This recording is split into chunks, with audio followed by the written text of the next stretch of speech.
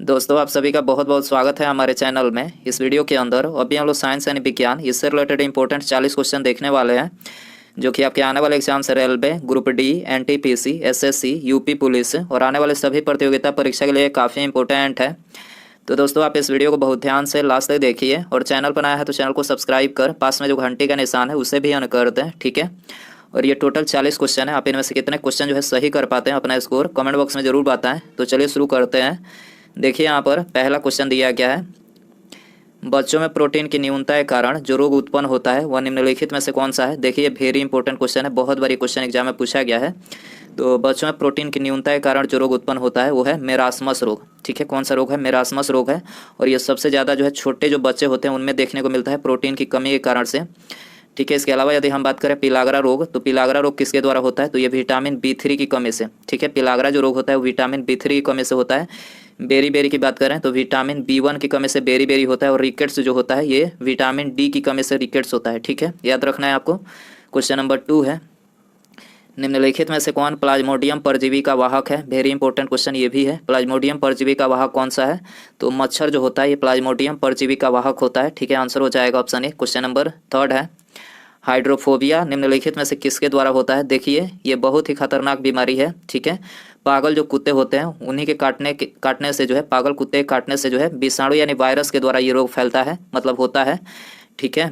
और समय पर यदि इंजेक्शन यानी टीका यदि न लगाया जाए, ठीक है, हाइड्रोफोबिया का, ठीक है, हाइड्रोफोबिया का यदि समय से टीका न लग पाए तो जो है हाइड्रोफोबिया हो जाता है, ठीक है। बहुत ही खतरनाक बीमारी है, आपको याद रखना है। क्वेश्चन नंबर 4 है, निम्नलिखित में से कौन सा रोग जीवाणु के द्वारा नहीं होता है? आपको बताना है इन चारों में कौन सा रोग जो है जीवाणु के द्वारा नहीं होता है। तो देखिए एड्स जो है ये जीवाणु के द्वारा नहीं होता है। एड्स किसके द्वारा होता है? विषाणु यानी जो वायरस होता है उसी के द्वारा जो है एड्स होता है, ठीक है। और एड्स की जांच के लिए किसका प्रयोग किया जाता है? तो एलिसा एक टेस्ट किया जाता है, ठीक है। आपको याद रखना है एलिसा एक टेस्ट किया जाता है, उसी के द्वारा जो एड्स का पता लगाया जाता है। आंसर हो जाएगा ऑप्शन ए। क्वेश्चन नंबर 5 है, हृदय की धड़कन को नियंत्रित करने के लिए निम्नलिखित में से कौन सा खनिज आवश्यक है? तो हृदय की धड़कन को नियंत्रित करने के लिए जो है ये पोटेशियम खनिज आवश्यक है, ठीक है। आपको याद रखना है कौन सा खनिज है? पोटेशियम। आंसर हो जाएगा बी। क्वेश्चन नंबर 5 है, निम्नलिखित में से कौन सा एक पोटेशियम की अल्पता से संबंधित है? आपको बताना है पोटेशियम की अल्पता से इनमें से कौन संबंधित है। तो ये है निम्न रक्तचाप, ठीक है। पोटेशियम की अल्पता मतलब न्यूनता के कारण से जो है निम्न रक्तचाप होता है। सी आंसर करेक्ट हो जाएगा। इसके अलावा यदि हम बात करें सामान्य मनुष्य में रक्तचाप कितना होता है, तो सामान्य मनुष्य में जो रक्तचाप होता है वो होता है 120/80, ठीक है। कितना होता है? 120/80 होता है, ठीक है। क्वेश्चन नंबर 7 है, कोबाल्ट 60 आमतौर पर विकिरण चिकित्सा में प्रयुक्त होता है, निम्नलिखित में से क्या उत्सर्जित करता है? तो देखिए कोबाल्ट 60 जो है क्या उत्सर्जित करता है? तो ये उत्सर्जित करता है गामा किरण। याद रखना है कौन सी किरणें? गामा किरणें उत्सर्जित करता है। आंसर हो जाएगा बी। क्वेश्चन नंबर 8 है, एल्जाइमर रोग मानव शरीर के किस अंग को प्रभावित करता है? एल्जाइमर जो रोग होता है वो मानव शरीर के किस अंग को प्रभावित करता है? तो ये प्रभावित करता है मस्तिष्क को, ठीक है। मस्तिष्क को प्रभावित करता है। आंसर हो जाएगा सी। क्वेश्चन नंबर 9 है, पोलियो निम्नलिखित में से किसके कारण होता है? Very important question. पोलियो किसके कारण से होता है? विषाणु के कारण से होता है, याद रखना है बी आंसर हो जाएगा। क्वेश्चन नंबर 10 है, पोलियो के टीके की खोज किसने की थी? पोलियो के टीके की खोज किसने की थी? तो इसकी खोज जो है ये की थी जॉन्स ईसाल्क ने, ठीक है। जॉन्स ईसाल्क ने पोलियो के टीके की खोज की थी। आंसर हो जाएगा डी। इसके अलावा यदि हम बात करें अलेक्जेंडर फ्लेमिंग की, तो अलेक्जेंडर फ्लेमिंग ने जो है ये पेनिसिलिन की खोज की थी, ठीक है। पेनिसिलिन की खोज की थी। रॉबर्ट कोच की बात करें तो रॉबर्ट कोच ने जीवाणु की खोज की थी, ठीक है। किसकी? जीवाणु की खोज की थी। और एडवर्ड जेनर जो थे इन्होंने चेचक के टीके का आविष्कार किया था, ठीक है। आपको याद रखना है चेचक के टीके का आविष्कार किया था। क्वेश्चन नंबर 11 है, शरीर के जोड़ों में गठिया रोग किसके जमाव से होता है? शरीर के जोड़ों में गठिया रोग किसके जमाव से होता है? तो यूरिक अम्ल के जमाव से होता है, ठीक है। किसके कारण से? यूरिक अम्ल के जमाव से होता है। सी आंसर हो जाएगा। हृदय की रक्त पंप करने की क्षमता प्रति मिनट कितनी होती है? तो प्रति मिनट जो है हृदय कितना रक्त पंप करता है? तो 4.5 लीटर, ठीक है। 4.5 लीटर प्रति मिनट जो है रक्त पंप करता है हृदय, ठीक है। आंसर हो जाएगा सी। क्वेश्चन नंबर 13 है, निम्नलिखित में से कौन सा रोग प्रोटोजोआ के द्वारा होता है? आपको बताना है कि इनमें से कौन सा रोग प्रोटोजोआ के द्वारा होता है? मलेरिया, ठीक है। मलेरिया जो होता है प्रोटोजोआ के द्वारा होता है। आंसर हो जाएगा बी। क्वेश्चन नंबर 14 है, डीपीटी का टीका किससे सुरक्षा के लिए दिया जाता है? डीपीटी का टीका किससे सुरक्षा के लिए दिया जाता है? डिप्थीरिया, कुकुर खांसी और टीटनेस की सुरक्षा के लिए जो है डीपीटी का टीका दिया जाता है। आंसर हो जाएगा सी।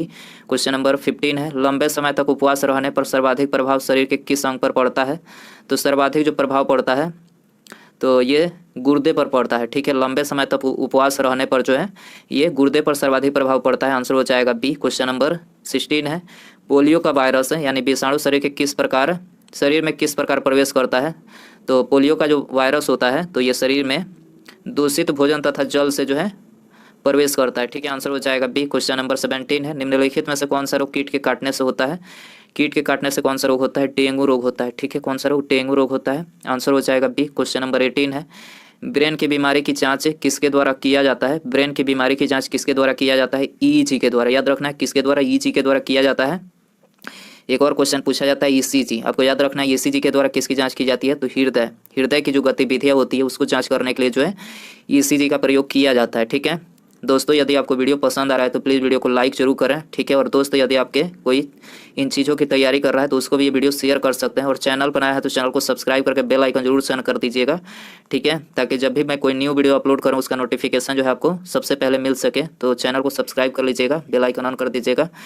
हृदय के द्वारा प्रति मिनट कितना लीटर रक्त पंप किया जाता है। देखिए क्वेश्चन रिपीट हो गया, कोई बात नहीं, याद कर लीजिए 4.5 लीटर प्रति मिनट, ठीक है। 4.5 लीटर प्रति मिनट किया जाता है।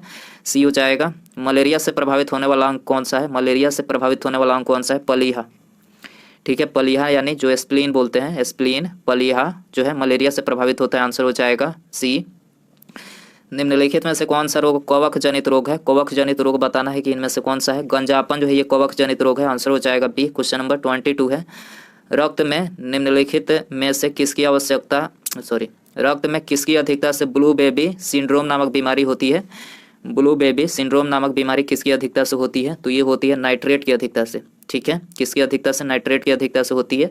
सी आंसर हो जाएगा। क्वेश्चन नंबर 23 है, ट्यूमर की पहचान हेतु प्रयुक्त रेडियोधर्मी समस्थानिक है।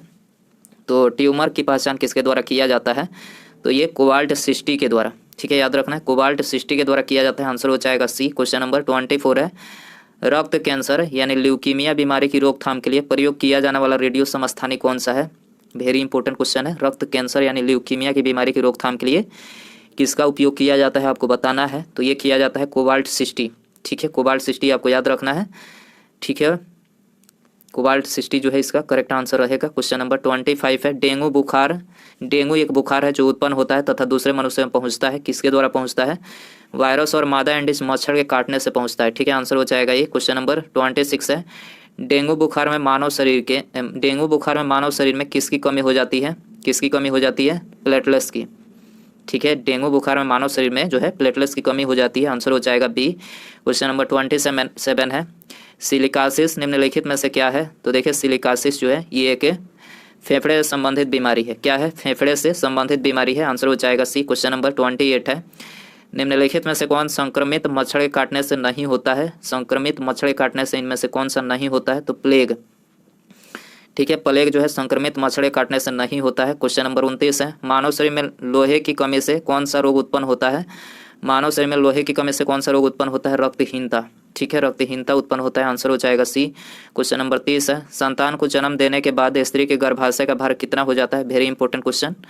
जन्म देने के बाद स्त्री का जो गर्भाशय होता है उसका भार कितना हो जाता है। 100 ग्राम, ठीक है। आपको याद रखना है कितना हो जाता है। आंसर हो जाएगा टी।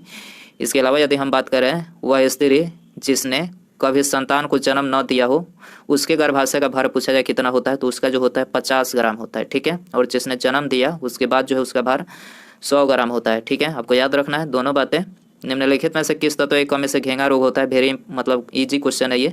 तो घेंगा रोग आप सभी को पता ही होगा कि आयोडीन की कमी से होता है, ठीक है। आंसर हो जाएगा बी। ल्यूकीमिया एक प्रकार का कैंसर है जिसमें असाधारण बढ़ोतरी होती है। तो ल्यूकीमिया में किसकी बढ़ोतरी होती है। तो ये श्वेत रक्त कोशिकाओं की संख्या में, याद रखना है किसकी किस में बढ़ोतरी होती है। तो श्वेत रक्त कोशिकाओं की संख्या में, ठीक है। आंसर हो जाएगा डी। क्वेश्चन नंबर 33 है, एथलीट फुट नामक रोग किसके कारण होता है। एथलीट फुट नामक जो रोग होता है किसके द्वारा होता है। तो ये होता है कवक से, ठीक है। किसके द्वारा होता है, कवक से होता है। आंसर हो जाएगा बी। क्वेश्चन नंबर 34 है, सिरोसिस रोग मानव शरीर के किस अंग को प्रभावित करता है। सिरोसिस रोग मानव शरीर के किस अंग को प्रभावित करता है। जिगर, ठीक है। जिगर को प्रभावित करता है। आंसर हो जाएगा बी।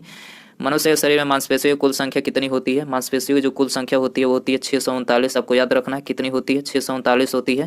क्वेश्चन नंबर 36 है, टाइफाइड से मानव शरीर का कौन सा अंग प्रभावित होता है। टाइफाइड से मानव शरीर का कौन सा अंग प्रभावित होता है। तो ये होता है आंत, ठीक है। इंटेस्टाइन जो होता है ये टाइफाइड से प्रभावित होता है, ये आंसर हो जाएगा। निम्नलिखित में से कौन सा रोग विषाणु यानी वायरस के द्वारा होता है? तो देखिए विषाणु यानी वायरस के द्वारा जो रोग होता है वो होता है हेपेटाइटिस। याद रखना है कौन सा रोग है, हेपेटाइटिस जो है विषाणु यानी वायरस के द्वारा होता है। इसके अलावा यदि हम बात करें डिप्थीरिया, टाइफाइड, हैजा, तीनों जो है ये जीवाणु के द्वारा होता है।